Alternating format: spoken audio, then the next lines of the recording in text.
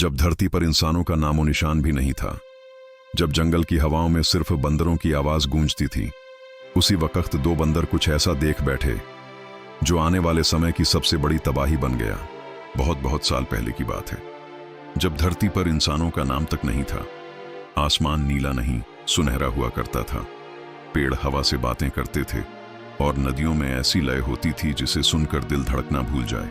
उस समय धरती पर सबसे ताकतवर जाति थी बंदरों की। वे धरती के मालिक नहीं मगर उसके रक्षक थे। वे ऊंचे पेड़ों पर रहते, फलों से पेट भरते और हर सुबह सूरज को देखकर उसका स्वागत करते। जंगल का नाम था गोरवानू। ये कोई आम जंगल नहीं था। इसके अंदर ऐसी रहस्यमयी जगहें थीं जहां आज तक कोई नहीं गया था। कहा जाता था कि जो भी उन इलाकों में जाता लौटकर नहीं आता। इसी जंगल में रहते थे दो खास बंदर, रीमा और जाफू। रीमा जंगल की सबसे होशियार बंदरनी थी। वो न सिर्फ पेड़ों की ऊंचाई तक चढ़ सकती थी बल्कि हवा की गति से भी तेज सोचती थी। उसकी आंखों में कुछ अलग सा था, शायद कोई सपना, कोई रहस्य जो बाकी सब बंदरों से उसे अलग करता था। जाफू बिल्कुल उलट था, जंगली, जोशीला और हमेशा सवाल करने वाला। वो जंगल के नियमों को मानता नहीं था बल्कि उन्हें चुनौती देता था। हर दिन वो किसी न किसी नई दिशा में निकल जाता, कुछ नया खोजने की चाह में। एक दिन जाफू जंगल के सबसे पुराने हिस्से में गया। वहां एक गुफा थी जहां दीवारों पर कुछ अजीब चिन्ह बने हुए थे। वो इंसानों जैसे थे, लंबे चेहरे, सीधे हाथ, बिना बालों की त्वचा। जाफू हैरान रह गया, उसने कभी ऐसा कुछ नहीं देखा था। वो सीधा रीमा के पास गया। रीमा, मुझे कुछ मिला है, कुछ जो शायद हमसे भी पहले था। रीमा उसकी बात सुनकर डर गई।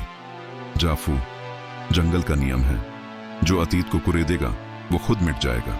जाफू ने उसकी आंखों में देखा। लेकिन अगर हम ये न जाने कि हम कहां से आए तो कैसे जानेंगे कि हमें कहां जाना है। रीमा कुछ देर चुप रही, फिर उसने धीमे से कहा, मैंने भी उन्हें देखा है, सपनों में। उस रात रीमा को फिर वही सपना आया। आग में झुलसता जंगल, चीखते बंदर और लंबे इंसानी हाथ जो उन्हें खींच रहे थे। रीमा का दिल कांप गया। अगले दिन जाफू फिर उस गुफा में गया। वहां उसने देखा एक नया चिन्ह उभर आया था, एक बंदर और इंसान आमने सामने, और उनके बीच लिखा था, जो राज खोलेगा वो जंगल से निकाला जाएगा। जाफू अब और पीछे नहीं हट सकता था। उसने फैसला किया कि वो पूरे जंगल को ये बात बताएगा। उसने सब बंदरों को इकट्ठा किया और कहा, हम अकेले नहीं हैं, कभी हमसे पहले कुछ और था और शायद वो अब भी हमें देख रहे हैं। जंगल के बड़े बुजुर्ग बंदरों ने गुस्से में उसकी बात को नकार दिया। तू पागल हो गया है जाफू, तू जंगल का दुश्मन बन रहा है। रीमा खड़ी रही, कुछ बोल न सकी। फैसला सुनाया गया, जाफू को जंगल से निकाल दिया जाए। जो जंगल पर सवाल उठाएगा उसे जंगल नहीं अपनाएगा। जाफू चुपचाप जंगल के उस हिस्से की ओर चला गया जहां कोई नहीं जाता था। रीमा हर रोज पेड़ पर बैठकर उस दिशा में देखती रही।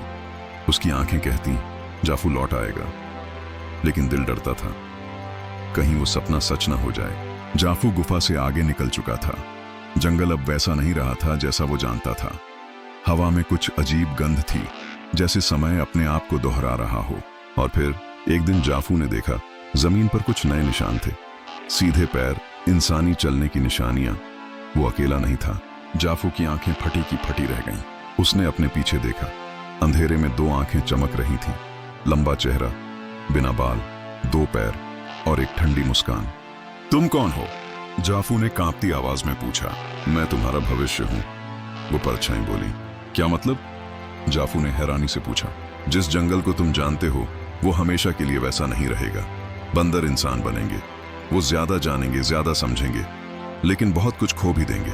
जाफू चुप हो गया, उसके अंदर जैसे सारा जंगल सिमट आया हो। हम अपने घर को कैसे भूल सकते हैं? क्या हम इतने बदल जाएंगे?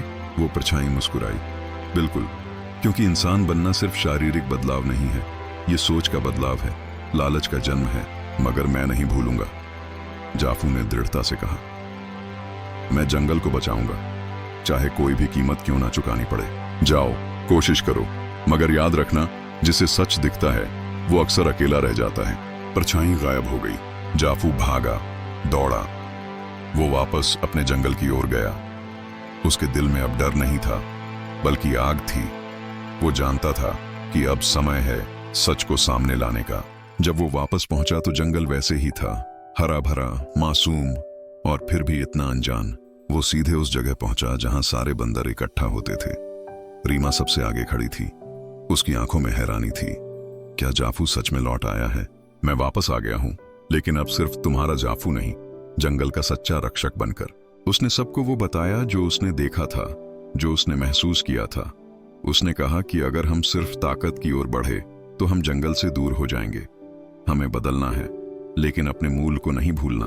रीमा की आंखें भर आईं। वो जाफू के पास आई और बोली, तुमने वही किया जो एक सच्चा साथी करता है। तुमने न सिर्फ मुझे बल्कि पूरे जंगल को बचा लिया। बंदरों ने फैसला लिया कि अब वो जंगल को नष्ट करने के लिए नहीं, बल्कि उसकी रक्षा के लिए नई समझ विकसित करेंगे। वो सीखेंगे, समझेंगे, मगर उसे नुकसान नहीं पहुंचाएंगे।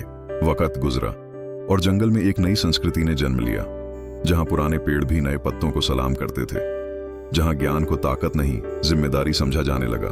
फिर एक दिन जंगल में एक नया जीवन जन्मा, न पूरी तरह बंदर न पूरी तरह इंसान, बल्कि दोनों के बीच एक सेतु। उसकी आंखों में जाफू की जिज्ञासा थी और रीमा की ममता।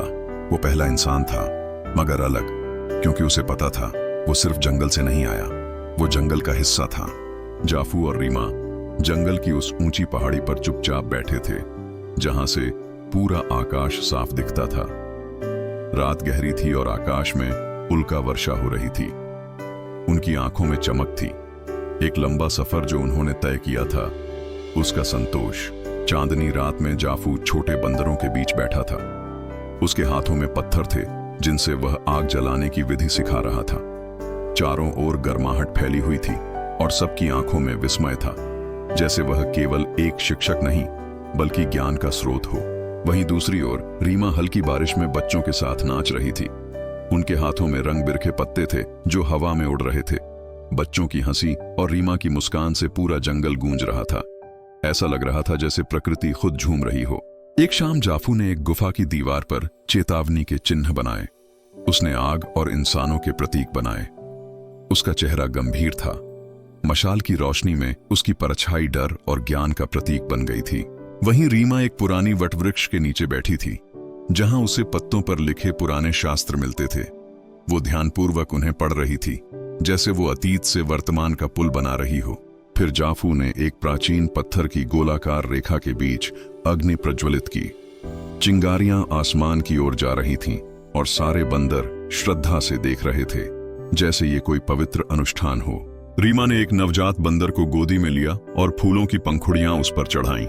वहां मौजूद जानवरों ने एकदम शांति से उस दृश्य को देखा, जैसे वो सब रीमा की करुणा के आगे नतमस्तक हों। अचानक जाफू को जंगल के किनारे कुछ हलचल महसूस हुई। एक काली परछाई भागती दिखी। जाफू ने अपनी आंखें तेज की और उसके पीछे भागा। उसका चेहरा आक्रोश और साहस से भरा हुआ था। वहीं दूसरी ओर रीमा एक विशाल पुराने पेड़ के नीचे खड़ी थी।